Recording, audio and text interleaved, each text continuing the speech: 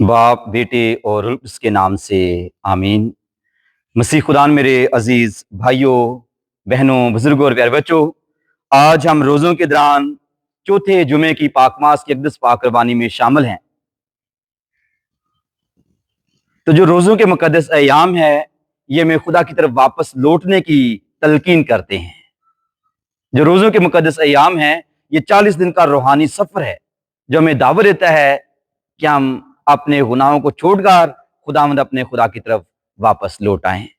तो रोज़ों के अय्याम में जो रोज़ाना की तिलावतें हैं, जुमे की तिलावत है, एतवार की तिलावत है, वो हमें बार बार याद दिलाती हैं, हमें सिखाती हैं कि हम बदी से दूर हो जाएं, हमें सिखाती हैं कि हम नेकी के काम करें, हमें सिखाती हैं कि हम दुआ के ज़रिए, रोज़े के ज़रिए, खैरात के कामों के ज़रिए अपना रिश्ता खुदा के साथ मजबूत कर लें।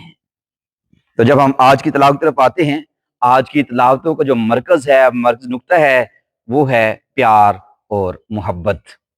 जब हम प्यार और मोहब्बत पर बात करते हैं, हमारे वालिदैन, हमारे उस्ताज़ इकराम हमें प्यार और मोहब्बत का दर्स देते हैं, हमारा ईमान हमें प्यार और मोहब्बत का दर्स देता है, लेकिन इसके साथ साथ सबसे बढ़कर खुदा का पाक कलाम भी हमें प्यार और मोहब्बत का दर्स देता है। जब हम खुदा के पाक कलाम का मुताला करते हैं तो पता चलता है तकरीबन 310 दफ़ा ये लफ्ज़ मोहब्बत कलाम मुक़द्दस में इस्तेमाल किया गया है।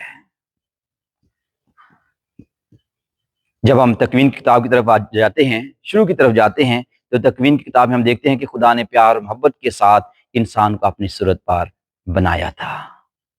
जब हम अहबार की किताब उसके 19वें बाब की 18वीं आयत को पढ़ते हैं तो वहां पर खुदा फरमाता है कि तू अपने हमसाये को अपनी मानंद प्यार कर। जब हम तशनीह शरह किताब को पढ़ते हैं, तशनीह शरह जो असूल व ज़वाबित की किताब है, जो शरीयत की किताब है, वो भी हमें प्यार और मोहब्बत की तलकीन करती है, हमें सिखाती है कि हमारा एक ही खुदा है, हमें अपने दिल और जान से सिर्फ और सिर्फ खुदा से प्यार करना है।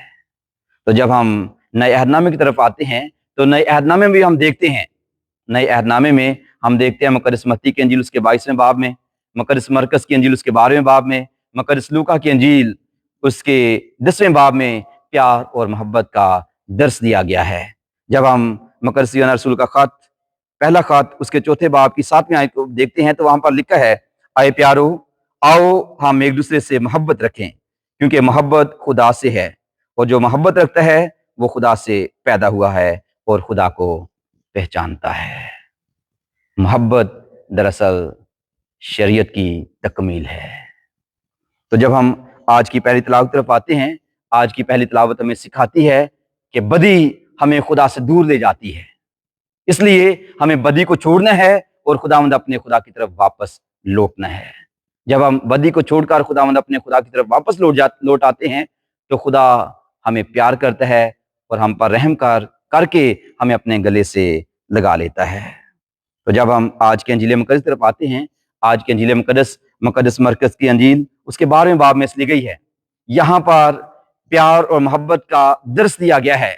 खुदा मसीह दरअसल यहाँ पर प्यार और मोहब्बत के बारे में सिखाते हैं और फरमाते हैं, सुन आ इस्राएल, कि खुदावंद हमारा खुदा एक ही खुदावंद है, बस तू खुदावंद अपने खुदा को अपने सारे दिल, अपनी सारी जान, अपनी सारी अकल और अपनी सारी ताकत से प्यार कर, और दूसरा ये कि तू अपने हमसाये को अपनी मानंद प्यार कर। दरअसल खुदा से प्यार करना खुदा की कुर्बत में रहना है। इंसान से प्यार करना दूसरे लफ्जों में खुदा के साथ प्यार करना ही है। जब मैं इस पर गौर खोज कर रहा था, सुन आ इस्राएल कि खुदावंद हमारा खुदावंद सुन आ इस्राएल, खुदावंद हमारा खुदा एक ही खुदावंद है, बस तू खुदावंद अपने खुदा को अपने सारे दिल, अपनी सारी जान, अपनी सारी अकल और अपनी सारी ताकत से प्यार कर। दरअसल ये एक दुआ है। बनी इस्राएल कौम अपने बच्चों को जब वो बच्चा बोलना शुरू कर देता है तो ये दुआ करना सिखाते हैं। उन्हें फरमाते हैं कि चलते फिरते, उठते बैठते, कमरे में जाते, कमरे से बाहर आते, कमरे के अंदर जाते, तुमने इस दुआ को करते रहना है। आज हमने देखना है कि हम अपने बच्चों को क्या सिखा रहे हैं। आज का पाक कलाम हमारी तरबियत करता है, हमारी नसीहत करता है कि हम प्यार और मोहब्बत को फ़रोग़ दें।